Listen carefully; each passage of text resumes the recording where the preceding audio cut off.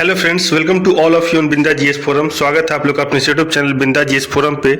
तो friends, BTSC Bihar ITI instructor degree diploma का जो आंसर की है ऑब्जेक्शन है वो सब चीज़ कंप्लीट हो गया है। लेकिन कंप्लीट होने के बावजूद भी 3 टॉपिक पे यहाँ पे हम लोग बात करेंगे।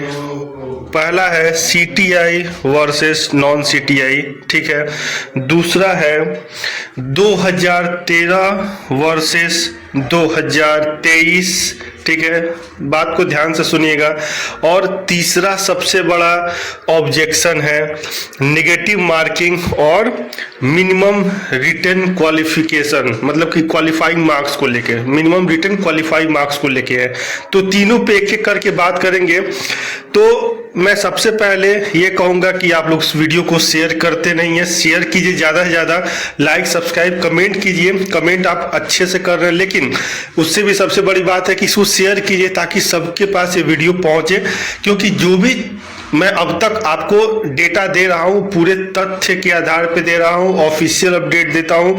रिजल्ट कब तक जारी होगा, क्या रिजल्ट पे ग्रहण लग गया, ये सब मैं बताने वाला हूँ इस वीडियो के माध्यम से। वीडियो को पूरा देखिए शुरू से अंत तक। तो सबसे पहले बात कर लेते हैं हम लोग सीटीआई वर्सेस नॉन सीटीआई। तो बेसिकली फ्रेंड्स, ये बात है 2011-12 में जब वैकेंसी आई थी, रेगुलर वैकेंसी। लेकिन सब चीज़ होने के बावजूद, ऐसे ही रिजल्ट देने के बावजूद भी फाइनली ज्वाइनिंग नहीं दिया गया। वो सबसे बड़ा है। उस समय जो सबसे बड़ा ये था कि आपका सीटीआई और नॉन सीटीआई, तो सीटीआई वाले केस किए थे। और सीटीआई किस कॉलेज बेसिकली बिहार में नहीं है, और एक है वो भी वुमेन एनएसटीआई है, ठीक है, जहाँ पे लड़कियों का होता है और लड़कियों का भी अब स्टार्ट किया गया है, ठीक है। दूसरी सबसे बड़ी बात यह है कि सीटीआई वाले कैंडिडेट अब 2020-21 में थोड़ा तादाद बढ़ गया है, वो भी 8-9 हज़ार लड़के अब हो गए हैं। उससे पहले 3 से 4 से 5 हज़ार लड़के थे, 3-4, मतलब जो ऑफिशियल डेटा था 2021 तक का, जो पास थे 21-22 तक का, वो 4 से 5 हज़ार लड़के ही थे। तो ये सबसे बड़ा चैलेंजिंग है। और वो लोग आईटीआई कॉलेज में पढ़ा रहे हैं, तो वो लोग कह रहे हैं कि अकॉर्डिंग टू डीजीटी के अनुसार ये एग्ज़ाम नहीं हुआ है। बीटीएससी भी इसको एक्सेप्ट कर रहा है। मैं खुद एग्ज़ाम दिया हूँ, बिहार एसएससी 2016 में हम लोगों से फॉर्म भरवाया गया, लेकिन वहाँ पे एग्ज़ाम कंडक्ट नहीं कराया गया। याद होगा, जो भी लोग 540 रुपये पे किए होंगे, मेरे पास उसका प्रूफ भी है, ठीक है। लेकिन वो मैं आपको शेयर नहीं कर सकता, ज़रूरत पड़ने पे मैं उसे शेयर करूँगा भी, ठीक है। वो पैसा नहीं दिएगा। वैसे ही इसको भी अटकाया जा रहा है। तो सीटीआई और नॉन सीटीआई का यही है मामला, ठीक है। आप लोग समझ सकते हैं, क्योंकि ये एक ऑफिशियल प्लेटफॉर्म है। तो यहाँ पे जो भी बात रखा जाएगा दोनों पक्षों को ध्यान में रखते हुए रखा जाएगा, ठीक है। दूसरा सबसे बड़ा अपडेट है कि रिजल्ट को लेके, तो रिजल्ट में सबसे बड़ा पेच फंस रहा है कि जो लड़के मिनिमम रिटन क्वालिफाइंग मार्क्स ला लिए हैं, क्या सीटीआई वाले जो 70 से 80% बिहार के डोमिसाइल्ड कैंडिडेट जो फेल हो गए हैं, ठीक है, उनका क्या होगा, ठीक है। तो देखिए, ये ओपन कॉम्पिटिटिव एग्जाम है। यहाँ पे ये नहीं होता है कि आप इतने दिन से हैं और जो अभी के कैंडिडेट हैं उनसे कम। ये ओपन एग्जाम है, यहाँ पे आपको फाइट करना होगा। अगर आप फाइट अच्छे से कर रहे हैं, आपका रिटन मार्क्स जो मिनिमम रिटन मार्क्स है वो क्वालिफाई कर रहे हैं। बहुत सारे सीटीआई के कैंडिडेट है जो न्यू कमर्स को क्वालिफाई किए हैं, लेकिन जो एक धारणा लेके बैठ गया कि नहीं हम सीटीआई कर लिए तो हम परमानेंट इंस्ट्रक्टर बन जाएंगे, तो ये मिथ है, ठीक है। मैं इसे ओपनली कह रहा हूँ, ठीक है। और इसको नज़रअंदाज किया जाए क्योंकि ये सारे जो न्यू कमर है उनके लिए एक ये विश्वासघात टाइप का होगा, ठीक है। तो इसके लिए मैं एग्री नहीं हूँ, क्योंकि ऐसा नहीं है, मैं भी 2014 का पास हूँ, ठीक है। और जो भी है वो फेयर होना चाहिए, ठीक है। तीसरा सबसे बड़ा अपडेट है कि निगेटिव और जो रिजल्ट को लेके है, तो निगेटिव किसी भी स्थिति में नहीं हटना चाहिए। वैसे मोनोपोली हो जाएगा कि जो कैंडिडेट कह रहे हैं तो वैसे आयोग को एग्जाम लेने का कोई मतलब ही नहीं रह जाएगा, ठीक है। तो जहां तक रहा कोर्ट केस को लेके, तो उसको एक एक क्लियर करते हैं। और ग्रहण मैं क्यों बोला, अब उसको मैं क्लियर कर देता हूं। ग्रहण करने का मतलब है कि जो कोर्ट केस हुआ है 5, 6, 7, 8, 10, 1000 जो भी केस रहा हो, उससे मतलब नहीं होता है। केस 1000 भी होता है, लेकिन वैलिड केस अगर एक ही हो तो वही अकेले काफी होगा 1000 केस के लिए, ठीक है। तो यहाँ पे आप लोग देख सकते हैं कि ये ऑनरेबल चीफ जो हाई कोर्ट ऑफ पटना है, तो any appointment made shall be subject to outcome of the writ petition of any appointments are made if the appointment shall be inform of the pendency of the above writ petition subject to the result of which appointments are made.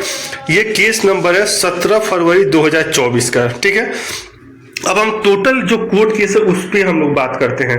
ये देख लीजिए, ये case आपका file हुआ था Patna high court में, जो कि हियरिंग हो रहा है, ठीक है। आप लोग यहाँ देख सकते हैं, ठीक है।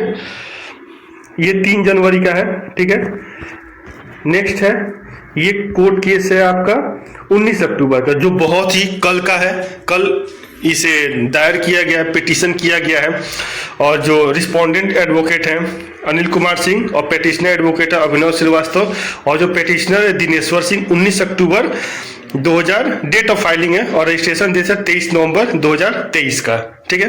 तो कहने का मतलब ये है कि ये जो भी अड़ंगा लग रहा है वो कहीं ना कहीं पूरे तरीके से फेथ नहीं है, क्योंकि अपने स्वार्थ के लिए जो न्यू कमर है और जो ओल्ड भी हैं, जो जिनका हो रहा है, उनके पैर पे कुल्हाड़ी मारा जा रहा है, ठीक है।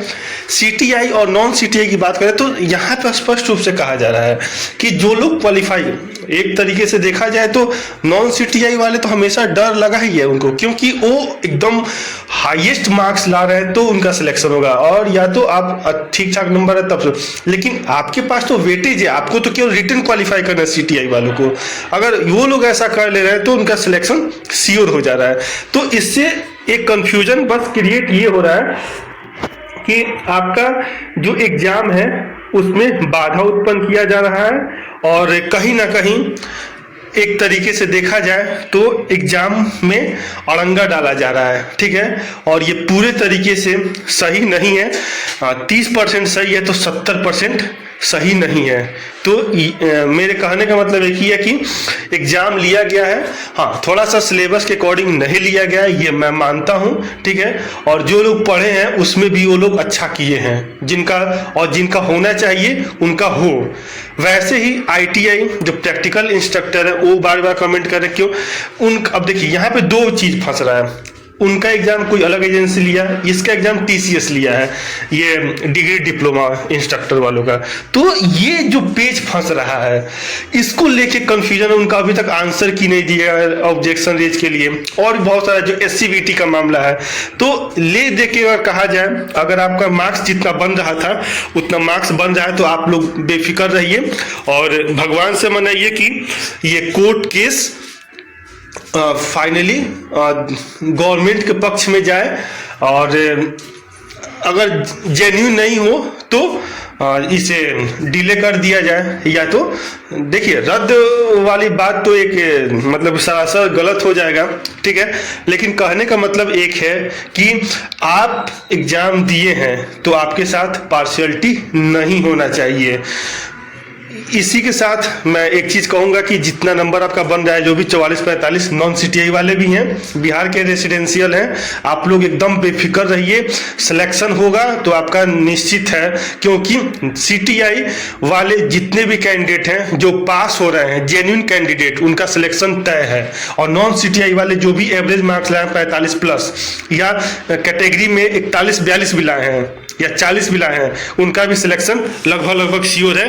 क्योंकि जो लोग अड़ंगा फंसा रहे हैं वो लोग एक तरीके से दूसरे की हित को अहित में बदलने की कोशिश कर रहे हैं। तो इसी के साथ मैं आपसे एक निवेदन करूंगा कि इस वीडियो को ज़्यादा से ज़्यादा शेयर कीजिए, और कट ऑफ में अगर जितना मैं बताया था जो प्रीवियस वीडियो है, फिर से मैं बता दे रहा हूँ, 40, जो 40-41 जो कैटेगरी में है BC EBC वो CF है, और जनरल EWS वाले 43 से 44 पे सेफ है।